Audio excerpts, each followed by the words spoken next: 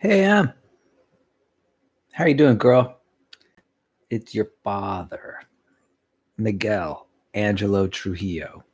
I hope you're doing well. Um, so how do you like the title of this video? Not an interesting title. So at first, when I started making these videos, I thought to myself, man, I want to make these videos so interesting that they can't be ignored, right? That someone would just have an amazing curiosity as to what is in the video. Excuse me, my skin is a little shiny. uh, I'm noticing it because, well, I went on a walk just now and I came back. And so, but before I went on that walk, I put some sunscreen on my face. And so I've got this sheen, the sunscreen sheen. You sometimes people wonder why movie stars have such shiny skin. And I'll tell you why. It's because they wear sunscreen. Or at least that's why I have shiny skin. It's because I wear sunscreen. Yeah, that oily sheen. It's good stuff, man. It makes me radiant. So, I was talking about something. Oh, yeah, the title of this video being not an interesting title. So, yeah, when I first started making videos, I was all about making stuff interesting and coming up with interesting content. And planning the subject areas. And I must admit, as I've gone on day after day after day, I've sort of devolved into this. Like, I don't know what I'm going to talk about it. I'm not sure I even care. That's not entirely true, of course. I do care what I say to you. And, but it's a lot. It's a lot. So, anyway, I was mentioning, I went on a walk today because I'll tell you, I've not been getting a lot of exercise lately. Why? I don't know. Believe it or not, I've just been content to lay around and eat and just surf the internet. I know it's not healthy. It's not good. So I did feel like I wanted to deeply. I had a deep desire to go for a walk, and I did walk for a good hour and a half. Walked around town. While I was walking, I noticed a few things. This poor town, Lompoc, it's losing a number of its storefronts. A lot of these stores are going out of business. These brick and mortar stores, they're being overtaken. This is my guess by the internet and how powerful it is. And of course, here's the thing: Lompoc is just off the beaten track. It's not on Highway 101. If you got to get here, if you want to get here, you sort of have to decide to drive 30 minutes out of your way. There's not a direct route between Lompoc and someplace else. You just kind of have to know you want to arrive here for some reason, some compelling reason to leave Highway 101. And here's the facts. There just aren't a lot of reasons to leave Highway 101. I know, as you're moving from point A to point B. And so, I think it might boil down to that. It's not that there's anything less valuable about Lompoc, anything less valuable about it or less interesting. It's just a city like any other. It just happens to be sort of off the beaten path.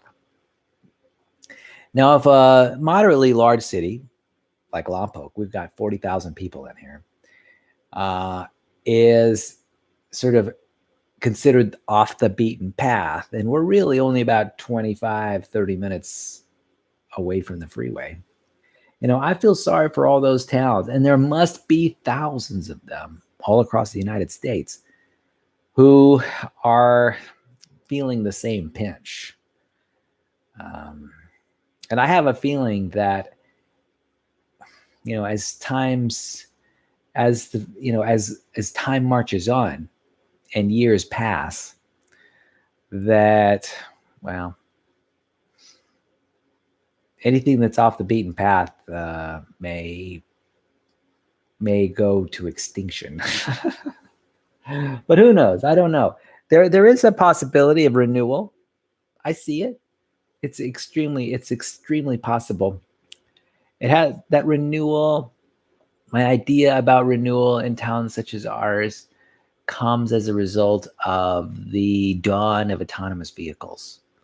When the logistics as it relates to travel and a vehicle changes, where you go to places because it's interesting and not because of problems related to distance. And so there's hope. There's hope for a little town like Lompoc where, if we can establish ourselves as a niche city, give ourselves a little niche. I don't know what that niche would be. The City of Arts and Flowers. That's a good try. It might be the city that is associated with the federal penitentiary. It might be the city that is associated with an Air Force base. I'm not sure what. I don't know what our niche is. There was a time in the past where there was a few bright people who came up with this idea of taking the Pokemon trend and relating that to Lompoc, maybe renaming Lompoc Lompokeman or something like that. Brilliant. It's a brilliant marketing strategy. And maybe something like that would be a niche that would be good for the town, where we'd become like Pokemon Go town or something like that. It's possible, and something like that, I think could work in terms of sustaining the city. That's right, an entire city relying on the marketing genius of the Pokemon Go crowd, or at least, yeah. Who knows? Stranger things have happened. In fact, in New Mexico, the state that I grew up in, there was a city named T or C. T or C is what it was named. And you might ask, well, what does T or C mean? And why would a city call itself that? Well, T or C meant truth or consequences. And if that sounds like a game show, you're right. It is a game show. It was a game show. And on this game show, television was rather new at the time. And I don't know, there was a game show, and there was some kind of contest. And if you named your city after the game show, I don't know, it would be something special or something. I forget what it was. But there's a city in New Mexico called T or C, Truth or Consequences, and it named itself after a game show on television. So it's not that far out of the ordinary for a city to be sort of buoyed up by media or social culture for some reason. And hey, now I'm not sure that Truth or Consequences as a city, that name, has any cachet anymore. I wouldn't necessarily think that people travel to Truth or Consequences just to sort of do honor to the decision to name a city after a game show. But who knows? Maybe there is a steady stream of people who remember the game show Truth or Consequences and want to see the city that decided to name itself after the game show. Who knows? I have seen and heard of stranger things. So yeah, I did walk around the city today, and got an idea of the lay of the land and got some exercise today. I did not play a video game that I typically play. I typically play Wizards Unite when I go on long walks.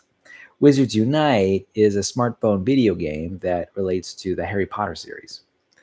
It's about foundables and confoundables, and it's basically people made up this video game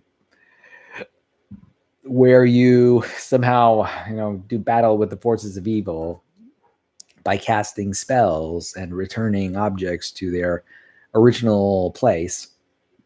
And you get spell energy, and you get coins and all kinds of stuff like that. And it's actually, the graphics are pretty good. I'm very impressed by the graphics. And turns out the software is pretty great. And as a Harry Potter fan, I'm enjoying it quite a bit. In fact, a kind of funny kind of thing happened last time I went on my Wizards United walk is that I ran into a group of Pokemon Go people. Well, I didn't literally run into them, but I ran across them. They were on some block, on some sidewalk, and they were all there. There were a good 5 or 6 of them, maybe even 7 of them. They were sort of gathered in an area that was significant to the Pokemon Go crowd. I'm not sure what it was. They were training Pokemon, I think, while I was there, and I told them, "Hey, I'm playing a smartphone video game too, virtual reality game." And they told me a little bit about what they were doing, how it was a special event, and it's kind of neat to see that real time and to see that and participated in it at the same time, at least on some level. I was playing an entirely different video game, but it was neat to see the phenomena occur. Now, I remember when Pokemon Go first started up. This was about 2 years ago, and at the time, I was really interested in playing Pokemon Go myself, but I could not because I had a smartphone Galaxy 5, and that smartphone was too old for the software that was needed to run the app. So I actually had to wait until I upgraded to the next version. I think I upgraded to what I have now, the Samsung Galaxy 7.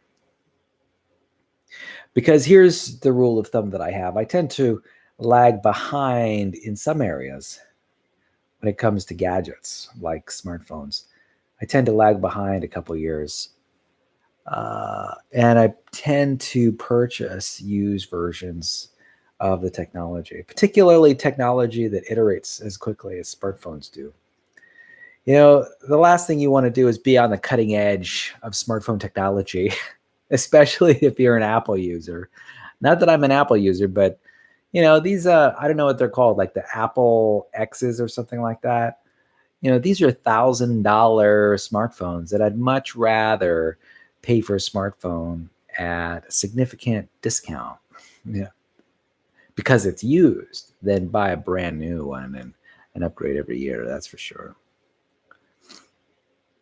So it's a cost-cutting measure, and it turns out that I reliably get upgrades, and believe it or not, the phones that are running now that are even 4 or 5 years old are perfectly good in the sense that I can run pretty much any app out there, and there's plenty of battery power and plenty of resolution in the screen and in the camera, so that I'm not feeling like I'm making any compromises by staying a few generations behind. So we've gotten to that point.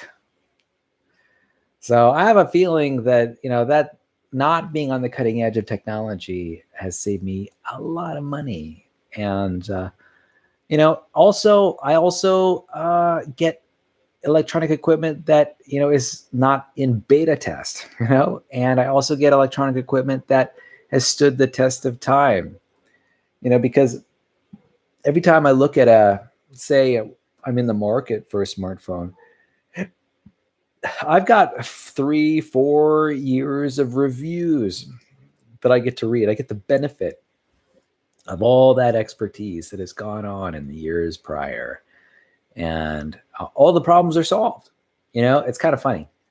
People get brand new smartphones and they've got problems to iron out, right?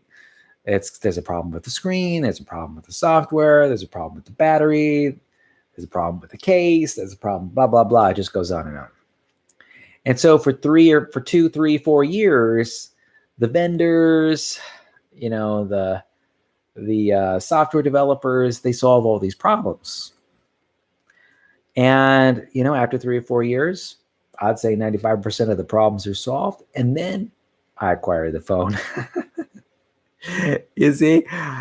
Do you see how much of an advantage that can be? So basically, I know in advance that the kind of smartphone I'm buying is a high quality unit, and that its bugs are pretty much all worked out.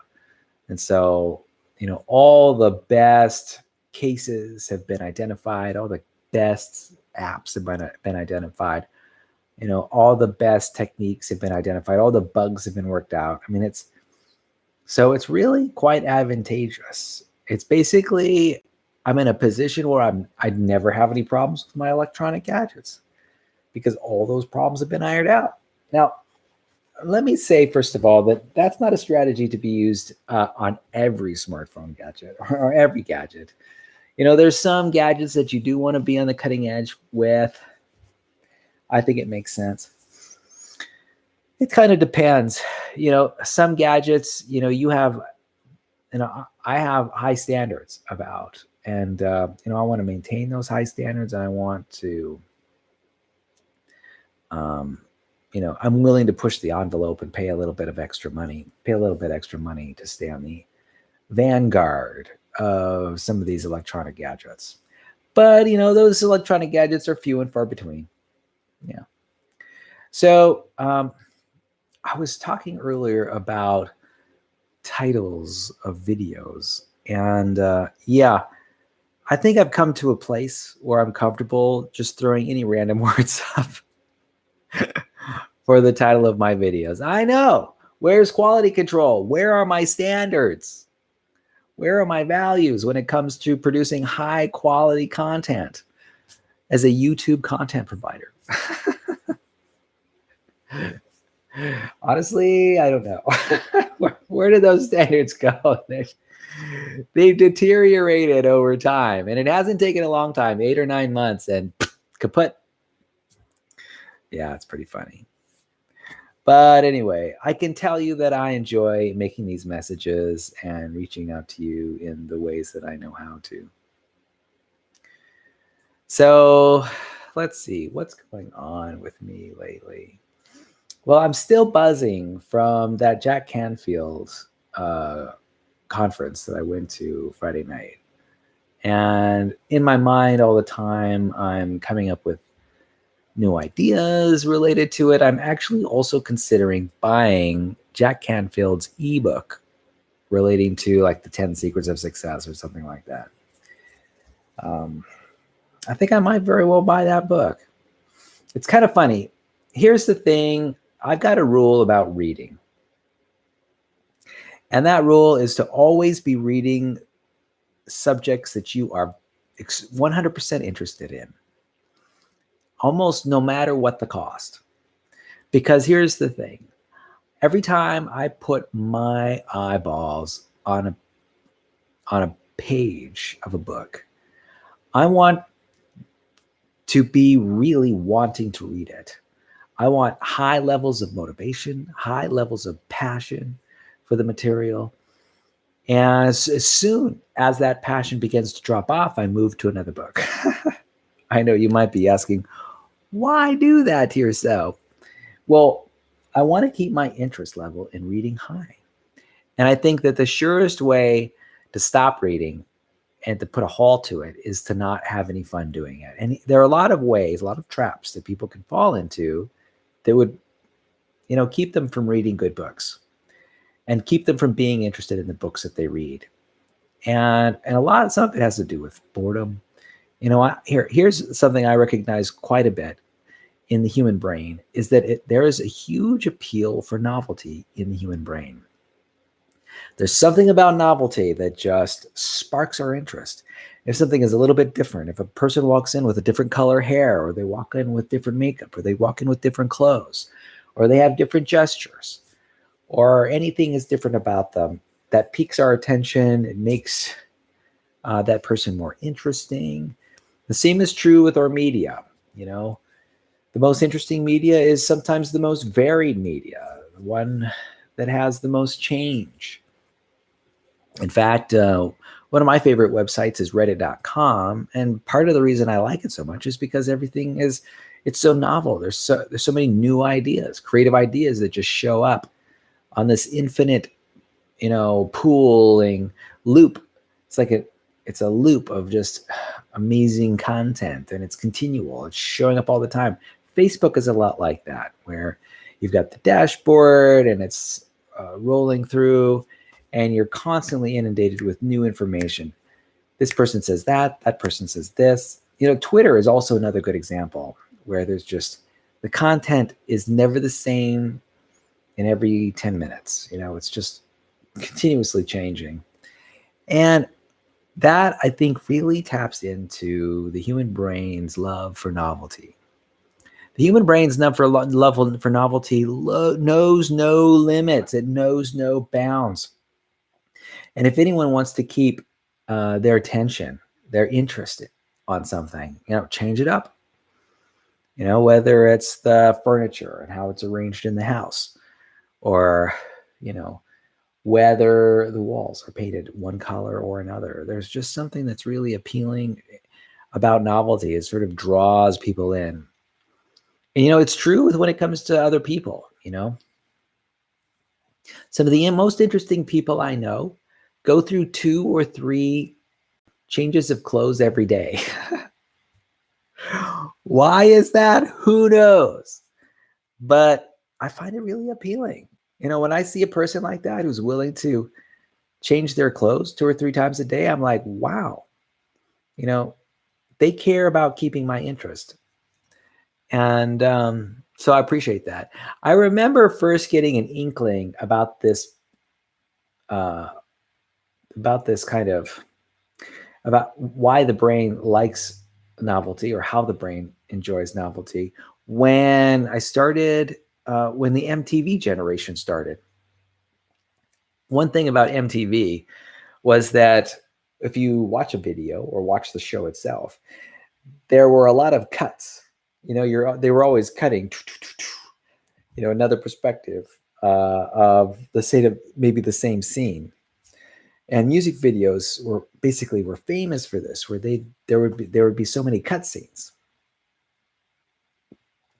and a lot of cutscenes just in a few seconds. At the time, regular television was all about like the camera just pointing in one direction for the entire show. That was true, I'm sure, like through the 20s, 30s, 40s, 50s, maybe even part of the 60s. Then the trend began to really start accelerating, where there were all these cutscenes, boom, boom, boom, boom, boom. Editors were going crazy. But you know what? It was keeping people's attention. And sometimes all it takes is just a subtle shift in placement of the camera, and you can get an entirely different perspective, an entirely different message coming across. I mean, it had a powerful effect on entertainment. And Emily, it's kind of interesting. You are seeing in your media and entertainment the results of that experimentation that happened 20 or 30 years ago.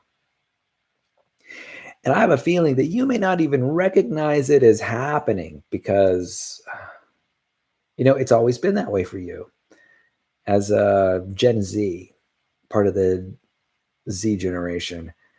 But I can definitely remember the transition where, there was a time when the camera was just focused on a scene, and the scene played out, and there was just one perspective on that whole scene, and there were no cuts. Yeah. So, but today, they're like, I think the number of cuts is actually getting, even more numerous, if you can believe that, which is amazing. The human brain basically adapts to media and entertainment of the day. And then there's always something new that needs to be coming across on the screen. And I think part of what's new is even faster cutscenes. And there's also something else on the horizon that I'm seeing that's really powerful. It's called HDR, which is high dynamic range video. Now, this is an old concept. I use HDR all the time. I've used HDR every time, in photo photography for years. And for some reason, HDR hasn't really gotten powerful in sort of, or with computer screens and on video games until rather recently, say in the last 2 or 3 years, maybe even 4 years. But HDR, or high dynamic range, just is all about increasing the what I'd call the brilliance of the color. There's another name, a more accurate name I'm not remembering right now, but it's like the radiance of the color. And let me tell you, it's a powerful effect. It almost makes reality in a way it's kind of neutral. The colors in the world are, if you look up in the sky, you've got some blues and maybe you've got some whites, and then you've got some browns and tans, and then you've got greens on the ground. And there's sort of a brilliance about the color, but it's just moderately brilliant, right? But if you use HDR, everything starts popping. Everything looks like a cartoon out of, say, a Toy Story cartoon. These colors are brilliant. And that alone is entertaining. There's something appealing about color in itself. And these deep, brilliant hues that are just possible with this HDR technology. So what I'm talking about is how media is changing, and how it's really appealing to human beings' love for novelty.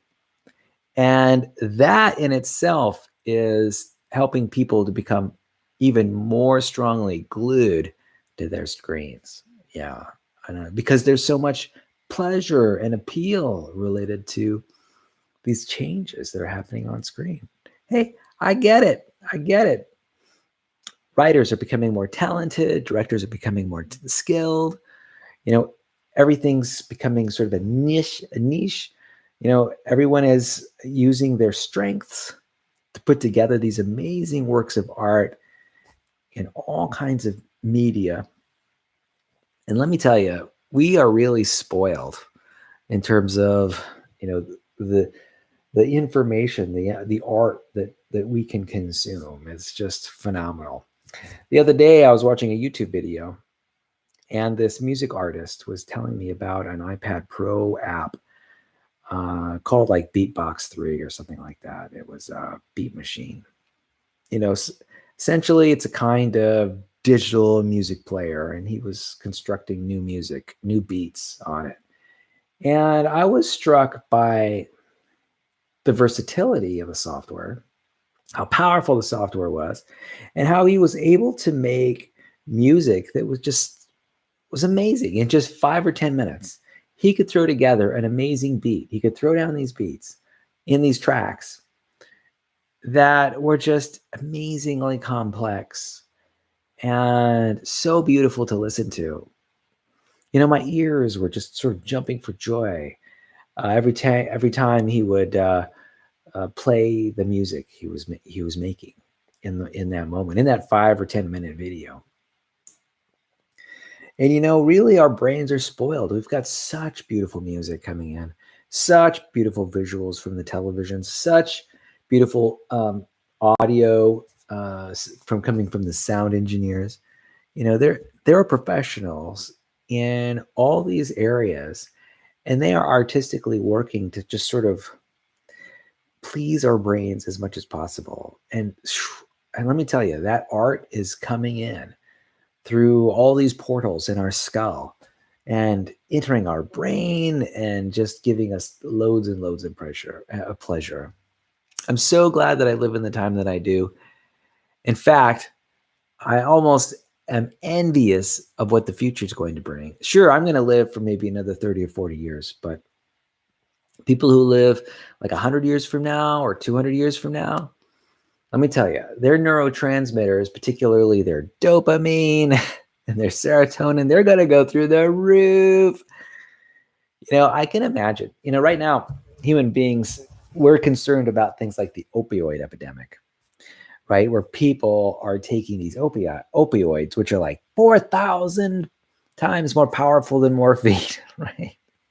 Some ludicrous number, some ludicrous efficiency in terms of neurotransmitter control. And,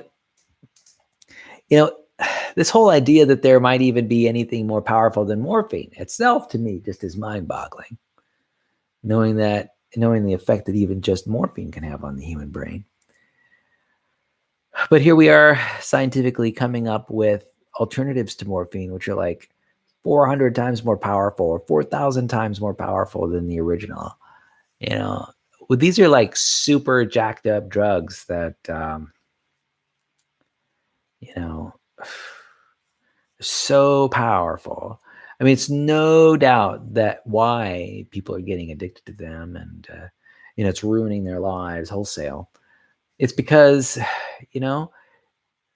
their brains are being exposed to huge amounts of pleasure and satisfaction and enjoyment.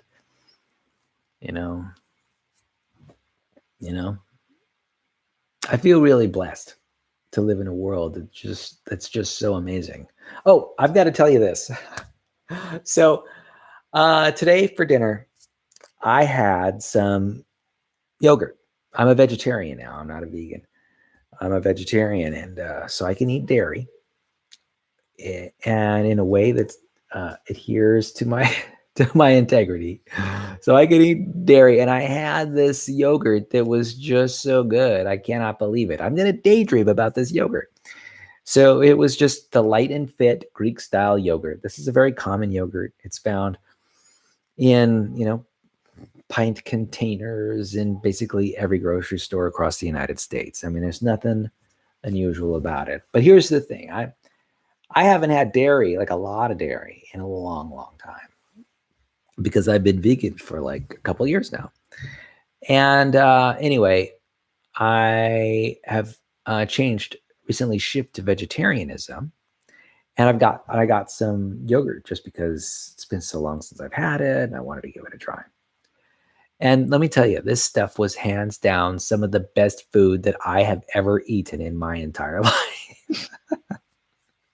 I'm serious. This Light and Fit Greek yogurt, what? It was like some heaven. It's like some piece of heaven fell from the sky onto my tongue and triggered all of my taste buds all at once. I kid you not. This yogurt was like eating cake frosting. And I'm not even exaggerating. I could easily see this Light and Fit Greek style yogurt be used as a frosting on a cake. And if that were not enough, it was low fat. In fact, it was a 0 fat Greek yogurt. What? I know. So I don't know what is going on with these food scientists. They are coming up with miracles, and they are creating these miracles every day in their food laboratories. I mean, holy cow. I don't think I've ever tasted yogurt that tasted that good before. And I've had my share of yogurts. And what's kind of funny is that the yogurt was so good that it even battles or beats a frozen ice cream like yogurt, frozen ice cream yogurt. Oh yeah, no doubt about it. I would rather have this low calorie, fat free Greek style yogurt than actually have a frozen yogurt dessert. I kid you not. It tasted that good. So let me tell you, there's something about the processes of chemistry, the new sugars that these scientists are using. I don't know what kind of magical sugars they're using. Maybe it's Splenda, or who knows what it is. All I can tell you, maybe it's erythritol. Is that what it's called? Maybe it's xylitol. Who knows what the yogurts are, what the yogurt sugars are. Man, on a scale from 1 to 10, this Greek style yogurt tasted to me like a 10. I mean, I'm not sure I'll even ever want to eat anything else. It's just so good. There is no mystery why the obesity epidemic is happening right now. No mystery at all. And I'll tell you why. These food scientists, they know what they're doing. They are backed by billion-dollar industries, and they are coming up with the chemistry of food that no human mind or mouth can say no to. The other day, just for kicks, I think I had some Lay's potato chips. Now, aren't they the famous chip where you can't have just one? Yeah. And I was thinking I'd give it a try. Who knows? I have had potato chips before, but I gave it a try and it was like, zing, this is good. There was something about this umami flavor in the potato chip, and the salt was like out of this world. It was like, what? And I could not help but eat more Lay's potato chips. It is so easy to fall off the wagon. These foods are out of sight. They're completely dynamite in the sense that, I mean, why would anyone do anything else but eat all day? I'm serious. While I was a vegan, one of the things that I enjoyed eating were the Impossible Burgers. Now, Impossible Burgers are made from soy protein and pea protein and probably some other kinds of protein. These are burgers that are designed by food scientists to taste a lot like hamburger meat, hamburger patties, right, for use in burgers. But they're made of soy. They've got heme in it, or at least a heme that's derived from, I think, bacteria instead of animals. And let me tell you, that these burgers are good. They're really tasty. And in fact, they really reminded me of what it was like to eat ground beef. I mean, in fact, I'll tell you the truth about this Impossible Burger. It tasted better than the ground beef burgers that I've had in the past. I kid you not. It just tasted better. And it sort of was cooked on the stove in my pan faster than a regular ground beef burger could ever be cooked. In about 5 minutes, the whole burger was done. I kid you not. This is not something that would be true if you had like regular ground beef burgers. And there was something about the flavor, right? These food scientists added like a smoky flavor, and they added like an umami flavor. And, I really got a sense of the whole chemistry of this thing when I ate it. And it literally, it basically, it didn't literally blow my socks off, but it blew my socks off. So good, so tasty. I was like, what? So, in fact, I'm finding that to be the case about a lot of foods nowadays. In fact, one food that I have my eye on now is the Cosmic Crisp apple. The Cosmic Crisp apple is a hybrid between the Honeycrisp and the Enterprise apple. And that's apples coming out later on this year in 2019. And so I'm excited to eat the Cosmic Crisp apple, a newly developed variety of apple. And the reason I'm so excited about it is because of what has come before. Like, I remember when I ate my first Honeycrisp apple, and it was like, I was floored by how good it tasted. And prior to Honeycrisp, I remember when I had the first Pink Lady apple, and I was floored by the Pink Ladies. I'd never had such a tasty apple. You have to realize the kind of apples that I ate while I was growing up. When I was growing up, I ate Golden Delicious apples, Red Delicious apples. I ate Gala apples, and I ate Granny Smith apples. And that's pretty much the only kind of apples that I ate growing up.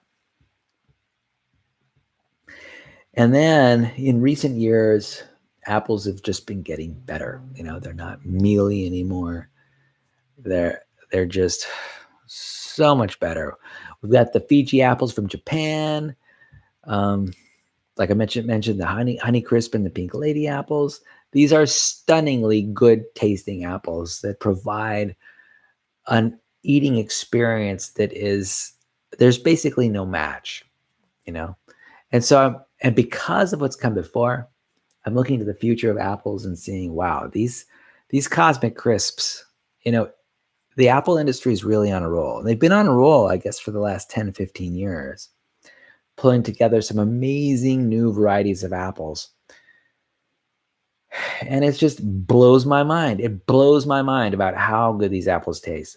And it's not just apples. If it was just apples, that'd be fine.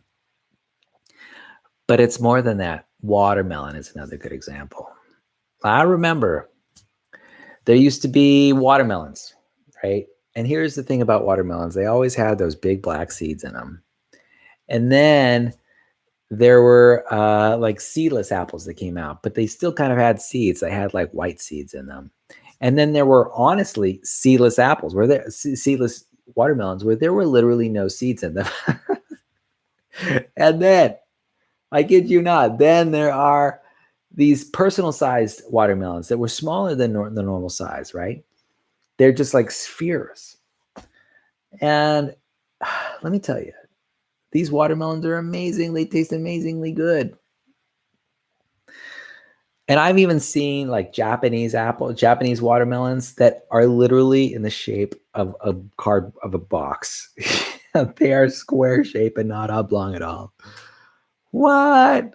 I mean, it blows your mind what these people are doing with foods and how they're just rewriting the rules. I have a feeling that produce farmers around the world are feeling pressured to introduce new varieties into the marketplace. And let me tell you, the varieties that they are introducing are blowing my mind. I'm serious. So I actually love blueberries. I'm a big blueberry fan. And, so what that means is all year round, I eat blueberries from all over the place, right? Blueberries come shipped from different places in the United States, and I eat them in different places in California and different countries all around the world. So, and hey, I'm willing to accept a lot of variation when it comes to blueberries because I'm a blueberry fan, right? In comes these blueberries from Peru, which are like boom, boom. They're freaking huge. They're like monster blueberries. Now they're not this big, of course, but they're pretty darn big. And they're like unnaturally sweet. I don't know, man. What these Peruvians are doing to their blueberries, I don't know. But they are just amazing. And so, man, I feel really privileged to be able to sort of eat blueberries whenever I want. I mean, I can't imagine how privileged I am as a human being because I'm able to eat blueberries anytime I want in as much quantity as I want, because I recognize that throughout time, human beings are about 200,000 years old. Human beings have scavenged for blueberries, and if they were lucky, they would run across these blueberry patches, and if they were lucky, they would be in the right season, and if they were lucky, insects and animals wouldn't have eaten the blueberries, and if they were lucky, they would have a sizable amount of blueberries to eat once a year. If they were lucky, once a year max, right? And maybe once every 5 years. I am serious. But that's not the case anymore. Today, I can get a huge, like 3-pound canister of blueberries and eat them if I chose. It just blows my mind about what is available out there at an affordable price. Here's another thing that just blows my mind: red raspberries. Now, I love berries of all types. I love strawberries.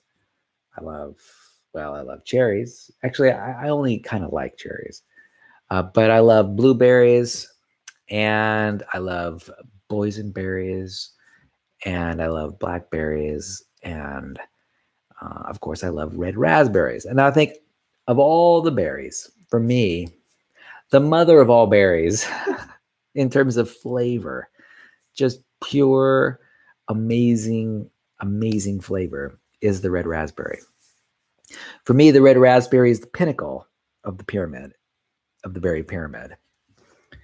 And I just feel so privileged that I'm able to buy a tray of red raspberries at a reasonable price and eat them.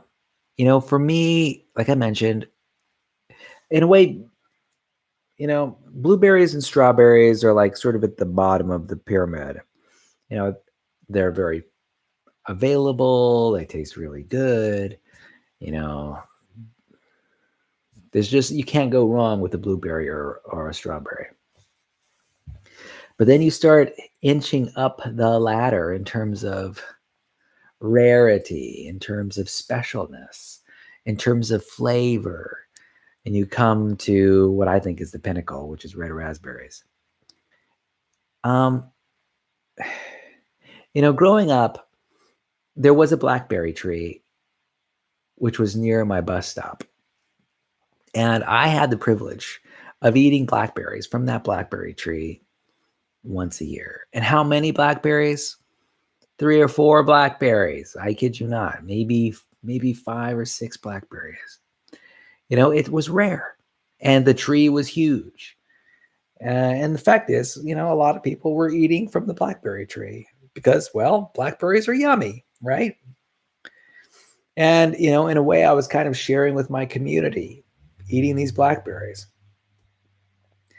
The thing about it is the fact that berries are rather rare. Why are they rare? It's because they're in high demand, right? Birds, they love blackberries. Birds love blueberries. They love strawberries. All the little animals love these berries. All the bears love berries. And human beings love berries. I mean, so there's no mystery as to why berries are so valued. And there's no mystery as to why berries are so rare. They're loved by all. And I don't know. I'm really just blown away by the fact that at any time I can have as many berries as I want. Even those berries, which I believe are at the pinnacle of the berry hierarchy, which is red raspberries. I mean, let me tell you, if there is even one indicator that human beings are as successful at the project of building a human civilization on the planet Earth, it's that red raspberries are readily available to anyone who's willing to pay a small fee to eat them. A relatively small fee to eat something as valuable as red raspberries. I mean, golly. We've come a long way in that last 200,000 years. And we've actually, here's the real fact, we've come a long way in the last 150 years. A real long way. In fact, a real long way in the last 70 years. We've really done an amazing job. Here's what I hope. Now, in my family, I have late onset Alzheimer's disease as sort of an aspect of my family's genetics. And I regretfully have probably passed on some of these genetics onto you, just so you know that. You'll no doubt find out about it later. That is as you grow older into an adult and you get genetic tested and things like that. So thankfully, it's late onset Alzheimer's. But let me tell you, I want to give you a little glimmer of hope for the future. I have been reading a lot of literature in the scientific documentation that exists, like PubMed.gov. And there is a lot of what I'd call optimistic ideas in the literature about cures for Alzheimer's, or or managing Alzheimer's or making it less severe or treatments for Alzheimer's. And, I think our generation, my generation, is really coming around to an understanding of what Alzheimer's is. And also a much better understanding about what dementia is and how it affects people. And I'm so thankful that we're coming to a greater understanding of Alzheimer's. I'm hearing about like dementia reversal and things like that in rats, particularly using technologies like ultrasonics and things like that. So I'm really feeling quite optimistic that Alzheimer's will be a solved problem in about 20, 30 years.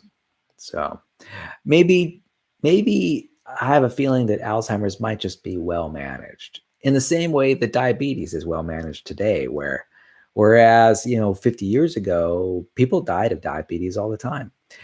Even just 50 years ago, people died of high blood pressure. This is something that people don't die from anymore.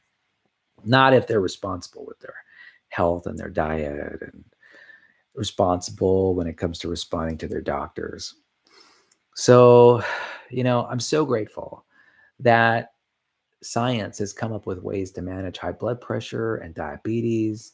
And I'm hopeful that science will come up with ways to manage cancer and dementia in the future. And my only wish is that I can hold on long enough, just hold on long enough. So even if I do come down with these problems, that in some short order, they will become manageable. We shall see, of course. Human life is very unpredictable, and I don't claim to be able to predict the future. And, I, if anyone, knows how your life can change on a dime. If the wrong thing happens, someone flicks the wrong switch, somebody's has a bad day, how economies and political systems mesh together on the global stage. I know that things can turn real bad real fast, and I only hope that that I'm around for or at least to see the human civilization sort of manage these problems better than they ever have before. Yeah.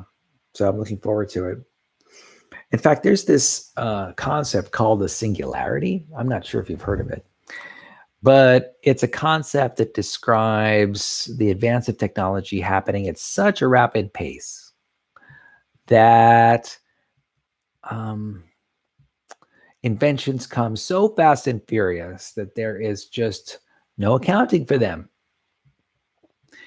And I think we're kind of reaching that point. I mean, I'm noticing change in computers and software and artificial intelligence and quantum computers and robotics and space technology just happening so rapidly, it's beginning to boggle my mind. In fact, just a couple weeks ago, there was a photograph that surfaced that showed a black hole, the first photograph of a black hole ever. The black hole was at the center of our galaxy, and it was a composite photograph made over many, many years. Well, I don't know if it was made over many, many years. I don't know what the duration of time was. But this is something that no one has ever seen, and it was only theoretically described by Einstein like 100 years ago. So, I mean, and then I remember that there's this gravitational sensor that is measuring gravitational waves, and for the second time observed what I'd call the collapse of two black holes into one another, or something like that. I know, crazy stuff. This is cutting edge technology that is well, anyway, I'm really optimistic about the future and how rapid things are happening. Now, that's not to say that all technology is sort of unfolding very quickly. I know autonomous vehicles. There's been a lot of promises over the last few years, particularly the last 5 or 10 years, that have gone unfulfilled. And, I still haven't ridden in my first autonomous vehicle lately. And I actually have a dream, Emily, that you will never learn how to drive because of the advent of autonomous vehicles. And I'm beginning to feel a little bit more skeptical about that wish coming true. And me wishing you that you never drive, it has nothing to do with me wanting things to work out badly for you. It really has, here's the thing. Driving is labor. And it's a very touchy labor in the sense that it's risky. A lot of teenagers die in car wrecks and they get in accidents because they're just not skilled yet. And also they find themselves in the wrong place at the wrong time. And, there's on some level, I recognize that as sort of a threshold where as you pass through it, you're exposing yourself to relatively high levels of risk where, in a moment with bad judgment, you could lose your life. And I don't want to put you in a position like that. And so I have been hoping that you might never learn how to drive because of the advent of autonomous vehicles. Now, who knows? Maybe that might still be the case if like Uber or Lyft services become ubiquitous and people just stop owning cars. That's always a possibility. But I think the more likely possibility is that autonomous vehicles rise and become so popular that nobody uses any other kind of vehicle. The reason I like the idea of autonomous vehicles is because I know just how unsafe relying on human judgment can be. Just because I've been driving in cars since I was, 18 years old, 17 years old. And so it's been about 30 years that I've been driving. And let me tell you, those have been harrowing times. You haven't lived until you've driven on a Los Angeles freeway. And no matter how skilled you think you are, let me tell you, the highways in Los Angeles will take you to task. And will confuse you. I mean, when I remember driving in Los Angeles when we had paper maps and only paper maps. Nowadays, I at least have a digital GPS on my dashboard, so I'm able to find my way. But there was a time when I only had paper maps to get around this incredibly complex city with the roads and the overpasses and the underpasses. And I remember it being a real challenge, a real chore just to get from one place to another, where I'd have to pull over, reference a map, somehow memorize the streets the exits I needed to take on each street, and then execute that, maybe like 3 or 4 steps, and then pull over again and get a paper map, pull that out, and memorize the next 4 or 5 directions on the map, and then move forward. I mean, let me tell you, I'm so glad the era of paper maps, of paper road maps, is pretty much gone.